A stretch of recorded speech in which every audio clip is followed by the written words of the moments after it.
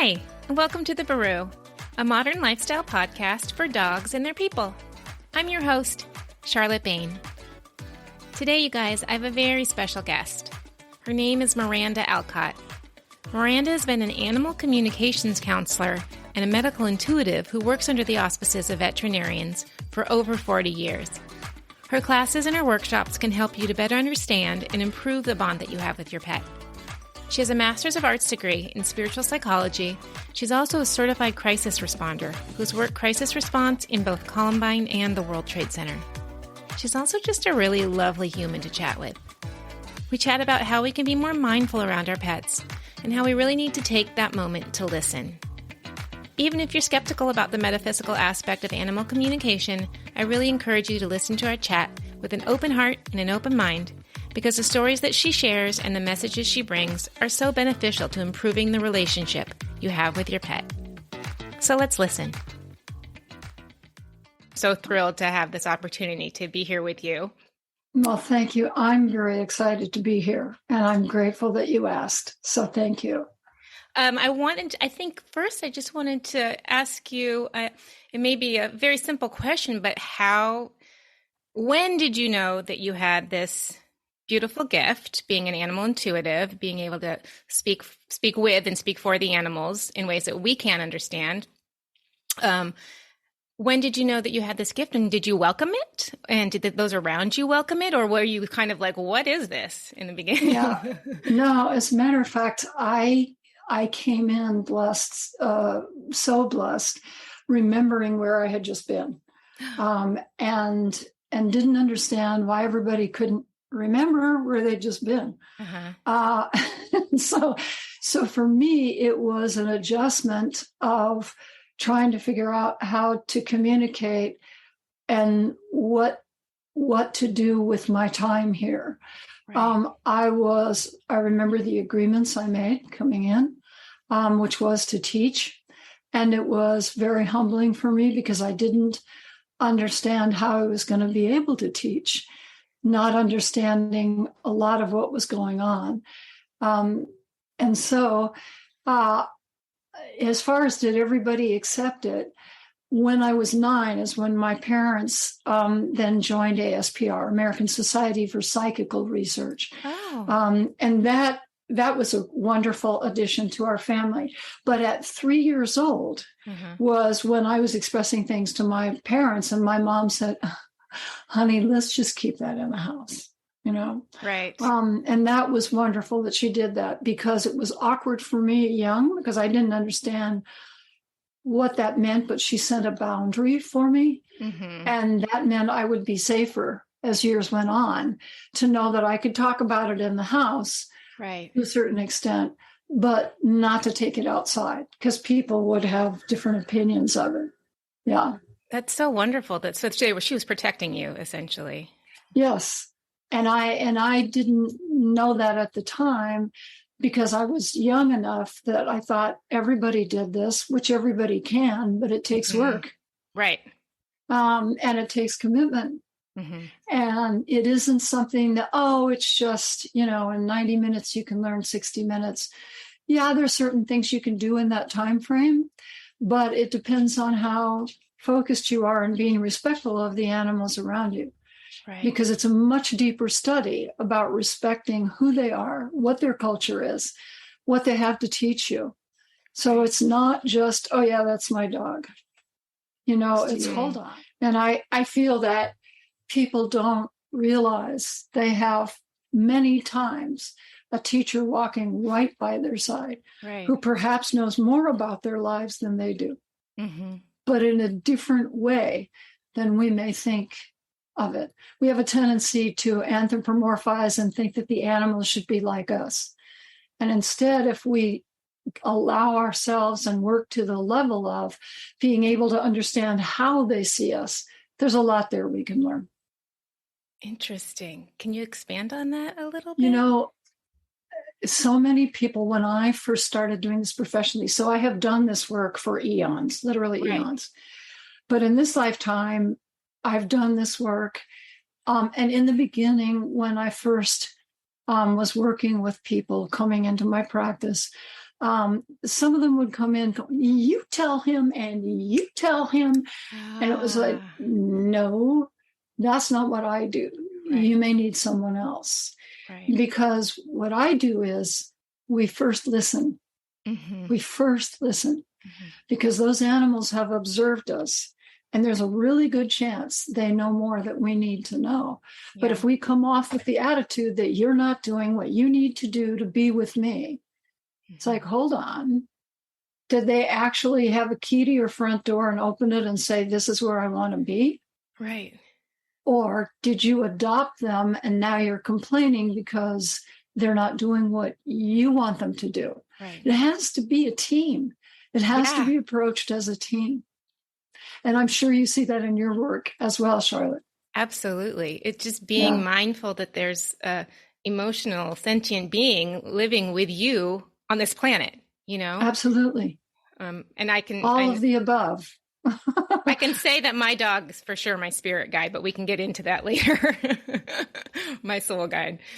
So can we touch on how exactly you communicate with animals? Because I think people might be confused as to how that actually works. I know it's different for everyone. It is different for everyone, but if you think of adding skill sets as you go along, the communication, the forms of communication grows and becomes very intimate and becomes very precise. I would share with some of my students, the gift is the first day you're born. Mm-hmm. And on day 2, you now need to use it and exercise and strengthen it and work on it and figure out what works, what doesn't. So it's not just, bing, right. No. It has to do with integrity. It has to do with respect.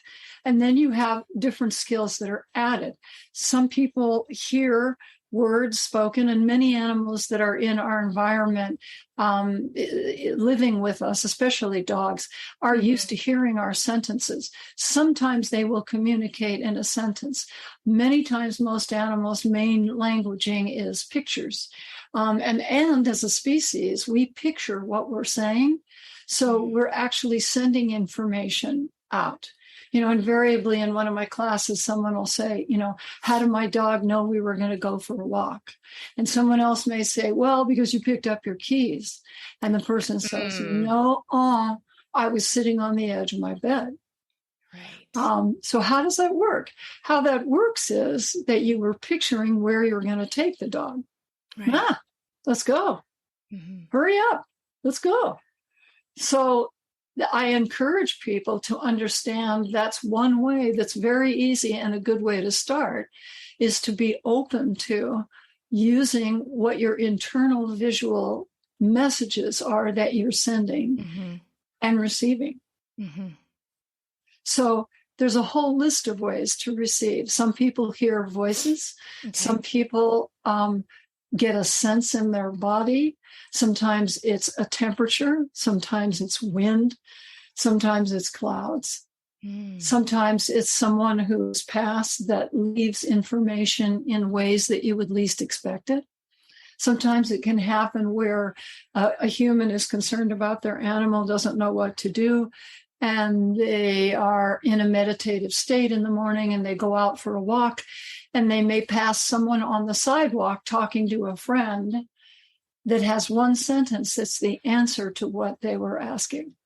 So it really requires that it is infinitum how many ways we can receive information. I want to be very clear about that. Right. It's only limited by the way we think we should be able to receive it. Right. Wow. It's kind of like when we're thinking about somebody and then they call. Exactly. Similar to that kind of a situation. Well, absolutely. In fact, it's more that they were contacting us before before they started calling. Mm-hmm. And I have jokes with all my friends because I will force them to call me. Right.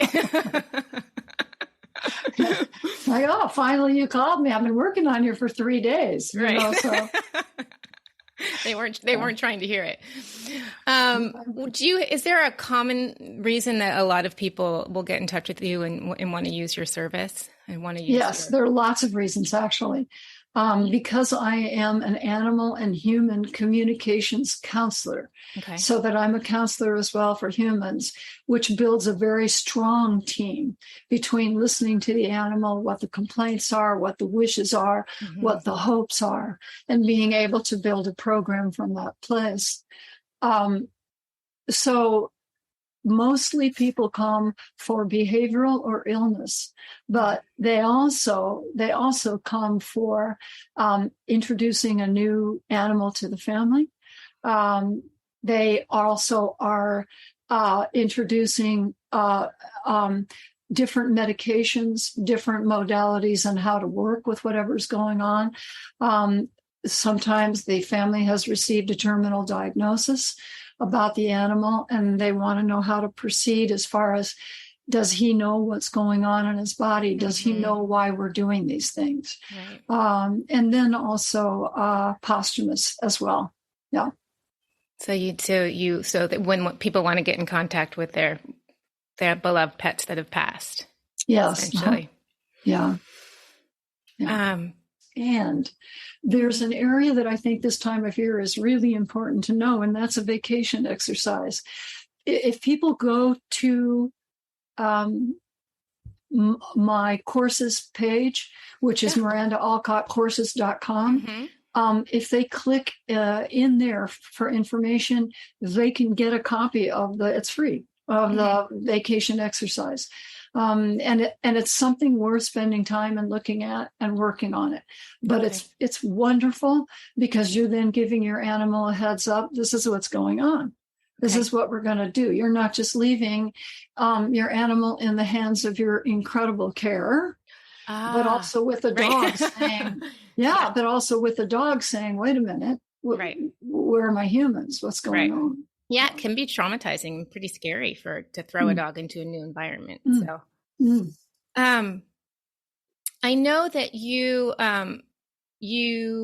do offer, back to your courses, your website. I know that you actually do offer courses on how to help us learn how to access this gift within ourselves and communicate with our animals.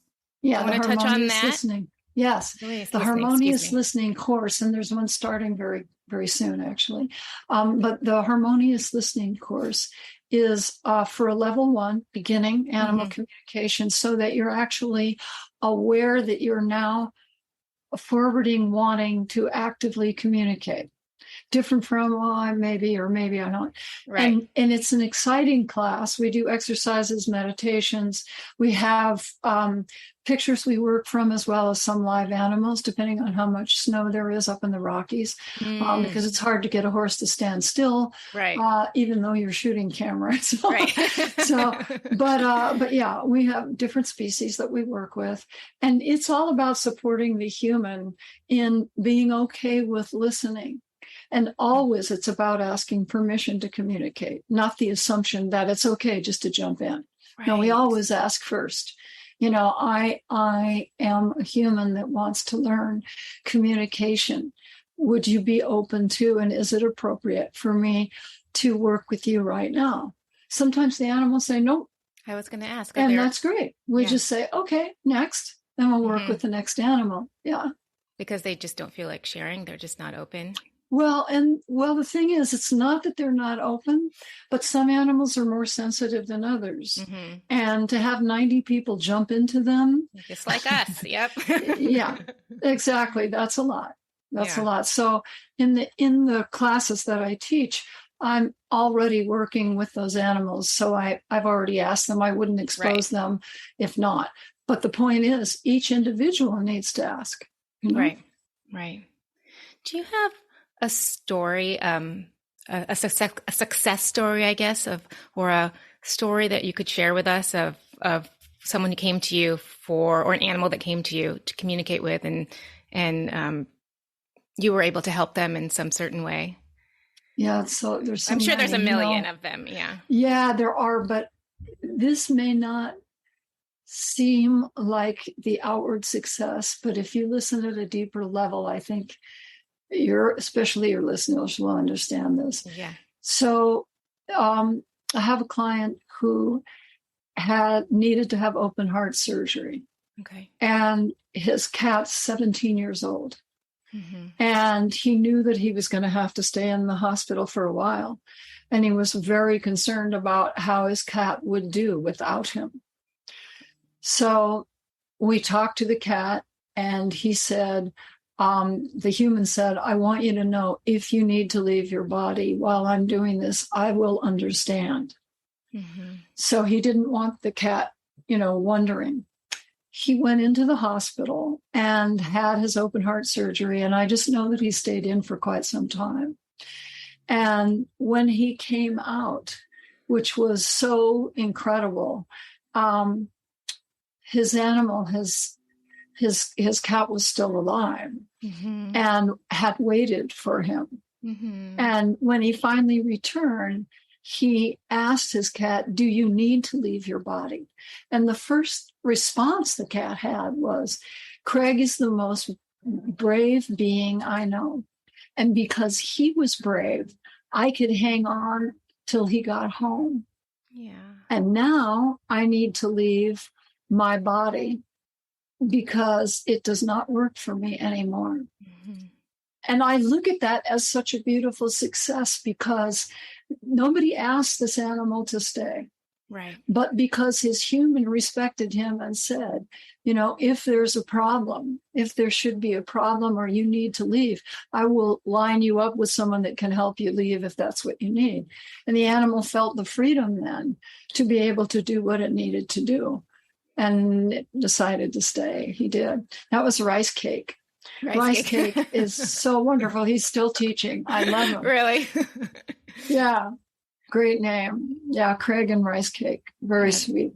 That story gave me chills. Yeah. Mm. And then there are other things, like simple things. An animal who is in pain and the human does not know it. Right. And as soon as we're working, and that's what the animal expresses, and many times shows me where they're in pain, then we're able to step in and support them, which makes an easier life for all involved. Absolutely. And you work with veterinarians, do you not? I work with veterinarians, and I also work with just simple health issues as well. But mm-hmm. I work under the auspice of veterinarians, definitely.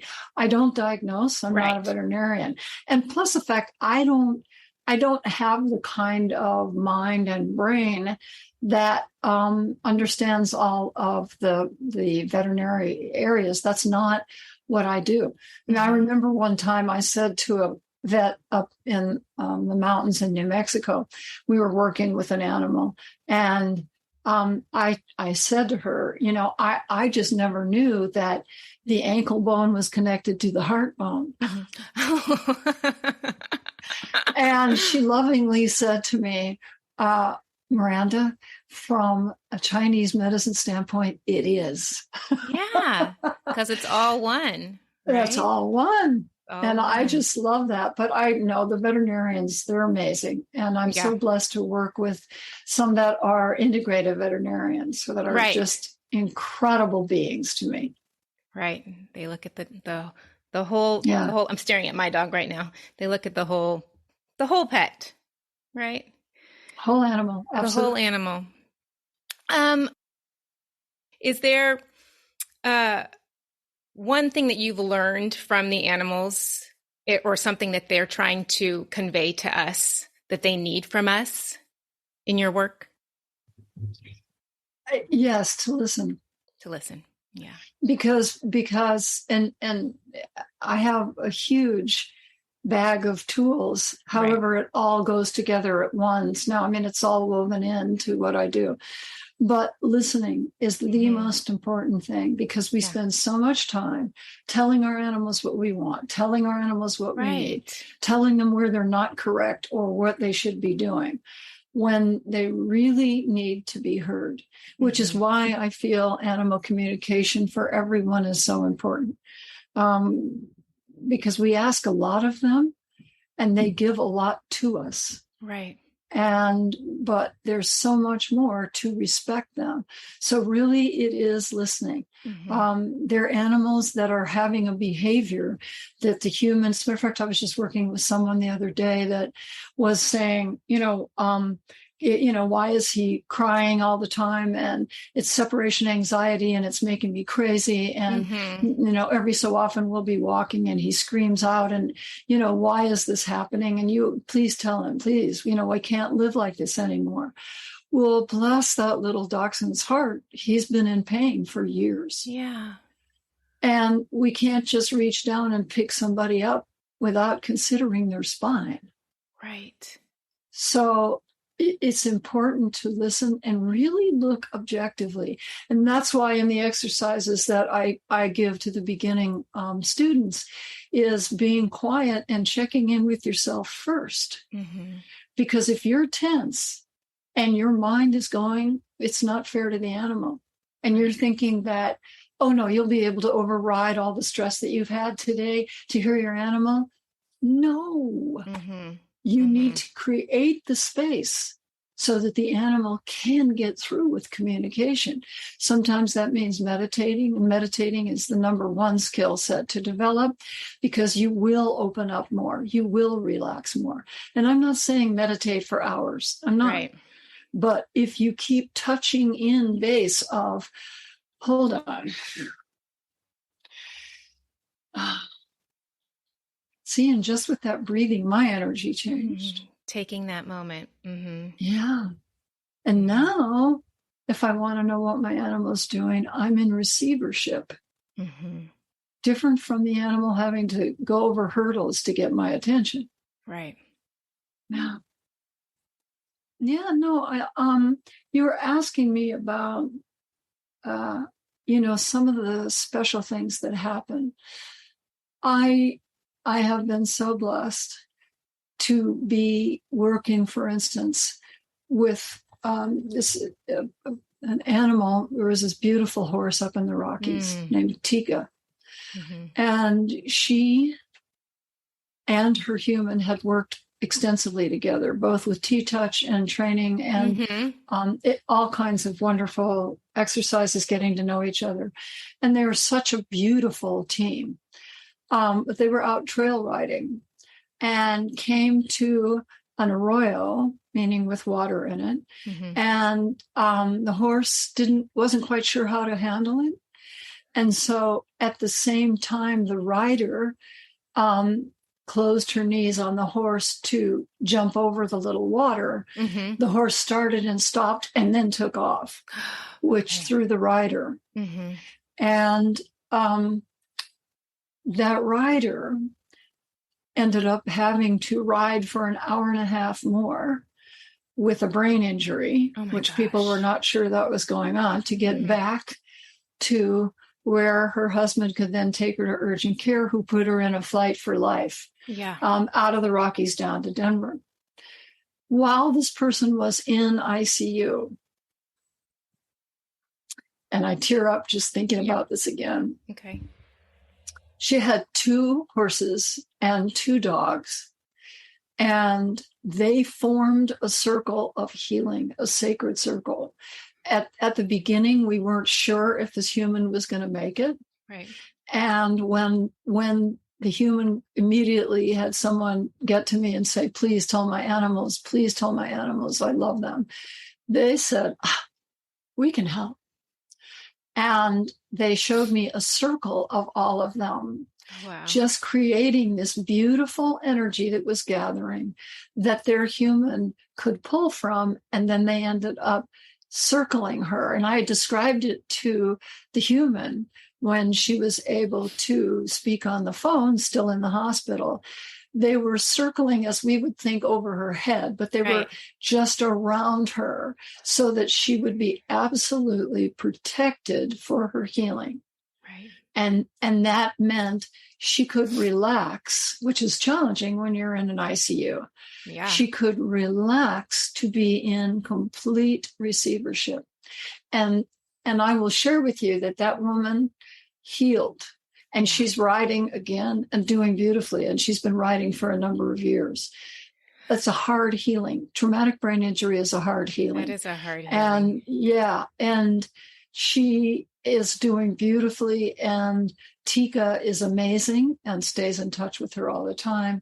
So I just love the work that I get to do because, there's so many extreme situations that occur with our animals that we don't think about until it happens. Right. And so, yes, I do get a lot of calls where emergencies, because I'm on call 24/7. Right. But I do get calls for emergencies because people need to know, where's my animal, as far as knowing what I'm going through. I do not look for lost animals. Okay. And the reason I don't is that many animals have reasons for leaving, but also I'm not good at it. I love that you can admit that. I know. And I'm smiling when I say that because it's just not in my wheelhouse. Yeah. Mm-hmm. I have other things about communicating, with what's going on health-wise and watching. I just worked with a cat actually not too long ago that was, they were going for a biopsy to see if it was going to have cancer. Okay. And it was lymphatic they were concerned about. So they anesthetized the cat and took it in to surgery just to do a needle biopsy. Was it a needle biopsy? I believe it was. And while the cat was being manipulated, a leg snapped. Really serious. And that's when I got the call from the human who was in tears. Right. Because the team, now surgical, standing there with a cat that's anesthetized and the clock is ticking. Are we going to remove the leg? Does the animal want to leave? Do we repair the leg the best we can? And those animals and those humans, that's why I do human counseling as well. It's really important, really important to ask. I mean, I don't know about you, but I'd want to be asked. I would want to be asked 100%. Absolutely. So did the animal recover? So you're leaving me I don't mean to leave it as a cliffhanger. Well, I will tell you, it surprised me because the cat had already been dealing with so much in its body. Mm-hmm. And this is why we asked. I said, your human needs to know there are people that want to help you in whatever you want to do. Do you need to leave your body? And the cat said, yes, but no, I don't want to. So I said, is this something that you want to do to work on healing? Yes. And that cat, bless her heart, lived 1.5 years past that. It's true. This went on 1.5 years ago. Wow. Lived 1.5 years past that event. Wow. Ambulatory, pretty amazing. Yeah.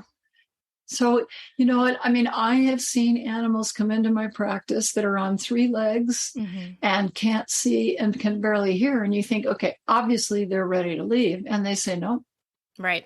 And then I've seen animals that come into my practice, I don't want to say skipping in, but they say, this cancer's eating me alive. Get me out of here. And that's why we ask. Yep. Animals sometimes will try to stay for their humans, and other humans will ask their animals to stay. But we always need to consider the amount of pain the animal's in and what they're going through first. Right. Yeah. I know. I think and as humans, we so don't want to let go that we often keep them going much longer than they want to be. Yeah. Here. Yeah. And that's why I say, again, it's a good thing to ask. Yeah. We just ask. Yeah. Yeah. And then that way we're not asking someone to suffer for us. Right. Most people are so sensitive and they don't want their animals to suffer. Right. That's not and sometimes we don't understand that they are suffering. But again, we ask. Yeah. Right. I think for people to understand their animals, the very first thing I would suggest to them, other than being quiet and emptying out, is to observe. Yes. When you're in an empty out place, because if you're expecting, okay, I'm quiet. Now I want to ask you, what's your favorite food? What do you want to eat? How come you're not eating? It's like, hold on. That still comes down to a human agenda as opposed to, let me just watch you. Oh my gosh, I didn't realize my dog was walking in a strange way. Oh, I wonder if that means there's pain there. Whoa, I didn't see that before. We can be more objective when we're calm. Right. And objectivity is key for supporting our animals. Yeah. I know. Just really key. From experience, sometimes we just get, because we are just so worried. Like my dog, he's being weird with his food right now. And I'm trying not to be frustrated because I feel like I keep trying different things. And it's hard because you want them to eat and you don't know what to do and you feel, frustrated. And I try to take that moment, to listen, and I stare at him all day. You stare at him all day. I pretty much do. He's like, Mom, why are you staring at me? Trying to watch him, but it's hard to figure out. Yeah. From my perspective, usually animals have more than one situation taking place. And although we want to narrow it down to one because it's easier to treat, it's easier to diagnose. Right. If there's more than one, and then we know that different elements have the same symptoms, and that can be confusing as well. Yeah. But what I can share right now is 4.5 years ago, I was working with a dog on the East Coast in Maine who got very sick and in fact came home with a very threatening virus. I mean, we almost lost the dog. We're very close to losing the dog, it was tick-borne at the time, but it was much more serious, if there is something more serious than Lyme, over a long time. But I asked for higher guidance then. Where is this coming from? And what I was shown was that we were going to have more viruses, and they're coming, from my perspective, I was told to watch the East Coast, they were coming west. Okay. So I prepared the vets that I work with, I need to let you know, this is what I saw, that's what I know. And they said, okay, we'll keep our eyes out. And sure enough, it started happening. And I got more dogs that were having very challenging symptoms that would present as though they were having myofascial problems, and the muscles in their bodies were starting to become lax. And there are things that people would say it was this, it was that. I kept watching, and I saw that the occurrences of valley fever picked up. And I was watching all the things that were happening coming across the United States. And that was 4.5 years ago. And we know what we've been through now. Yep. And when I asked 4.5 years ago, why now? Like why new viruses? Why now? I was shown and told because Gaia, Mother Earth, is heating up, which means more things are being created from a different perspective than what we've been used to controlling, right? Or thinking we could control. I know that my dog is more sensitive right now, and she doesn't have the food sensitivities that you're talking about, which I feel that there are other sensitivities as well going on. But I have noticed there are some times when we have spikes in our energy, which we can tell. Now, one of the wonderful things that I get to do, I say wonderful because I get to learn from, right, is that I look for patterns in my practice. And it's very interesting to see. I think it was 2 years ago, that was the first time that I noticed it the way I did. That I had, all of a sudden I had more cats transitioning in 2 months, which was August, September, than had transitioned in the whole year. Now, there are times of year when more animals transition as more people transition at certain times of the year. All of that started shifting 12 years ago. And so I noticed that where they normally would have shifted, late summer kind of thing, spring, all of a sudden it was moving and morphing and turning so that it was happening at different times of the year. But this was very different. This was a lot of cats passing in 2 months. And then I noticed in the same 2 months, we had more dogs seizuring. Oh. The seizures are really challenging to work with.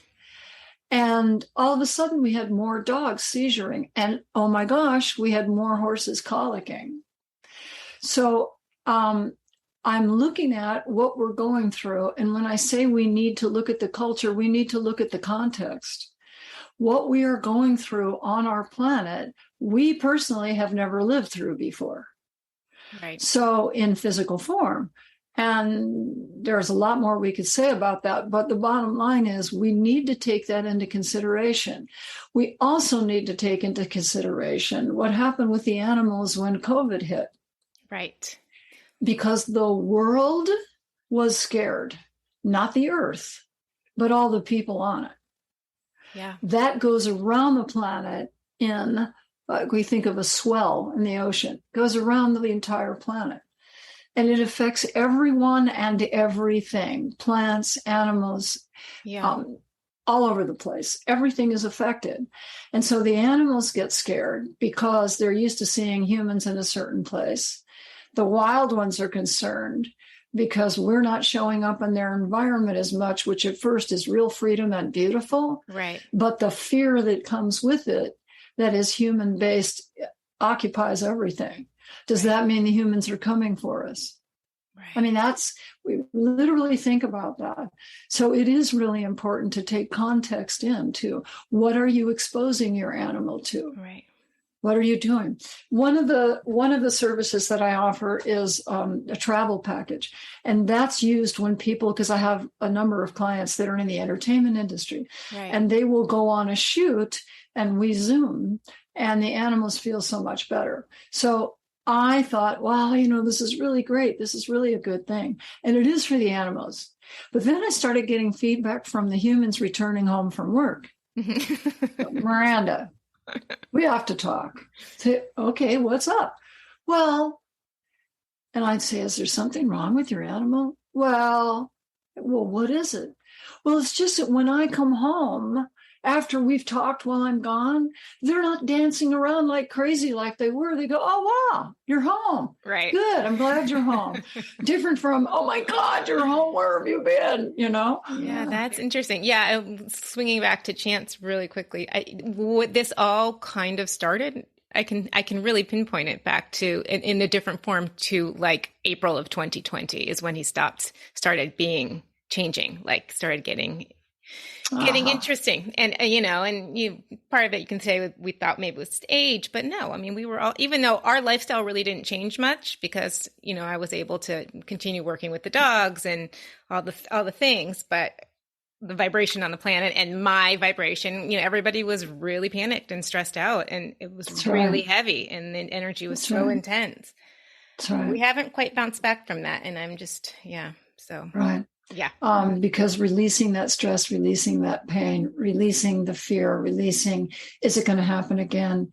Mm-hmm. Which is, as I say that, I can feel Chance believing that because it broadsided him and blindsided him, that he feels people tensing up again, which we are. Mm-hmm. Yeah. But for different reasons, but we are. Yeah. And so does that mean that he's going to be hit again with this? Does that mean that everyone's getting scared? I think it's important to look at that and realistically say, okay, what's my part in this? I mean, I got calls from people, at first it was really great because a lot of animals got adopted out of shelters. Yes. And then the animals who had been home for a long time that weren't new adoptees were going, okay, is she ever leaving? Right. Like, because they need their downtime too. Yeah. They need when space. they've adjusted to our patterns. And so I got calls from people saying, my dog has never barked. Uh-huh. And now he's barking. Yeah. What is going on? Well, okay, let's just review this. bark when someone's inside is based on sound, more or less. Mm-hmm. It's based on what that animal can hear that's going on elsewhere. Right. Okay, so maybe depending on how densely populated where you live is, yep, they're hearing a dog for the very first time. It's so quiet that out. Is in their neighborhood. But you couldn't hear it. Why? Because we have semis, because we have road traffic, because we had air traffic, because we had foot traffic, because we had car traffic. So what's really important is, that we really, again, observe what's changed. And we all could say, oh yeah, COVID, oh yeah, we're home more now. Hold on, slow down. Mm-hmm. What's your body language like during COVID? Mm-hmm. Really? Are you looking out the window more than you ever have? Mm-hmm. Are you sitting in a way that your body's hunched over, which tells the animal, I need to protect myself? These are things we need to be aware of. So I say it's a huge field. Animal communication is gigantic. Being aware of it really does take wonderful commitment. Yeah. Absolutely. And thank you for doing what you're doing, because I know just by working with you today, you're a very loving person, Charlotte. Yeah. And we need more of you. So if you're ever interested in cloning yourself, or just let me know and we'll ask. You got it in on that? Okay. Yeah, really. We'll just ask for higher help. Higher help. Okay. Yeah. Oh, thank you, Miranda, so much. And I think, I would love to we'll get a session in for Chance. And I know you're swamped and you probably need to go, but we'll get a session in for Chance at some point. Do I just go online and do that? Do I just go online and? Yes, you can go to mirandaalcott.com and schedule that. Great. Thank you so much for listening to this episode of the Baru Podcast. If you want to learn more about Miranda and the courses she offers, or to work one-on-one with her, you can pop on over to her website at mirandaalcott.com. And as always, if you enjoyed the episode, please don't forget to rate us wherever you get your podcasts. And you can follow us on Instagram at BaruPet. All right, you guys, let's chat next week.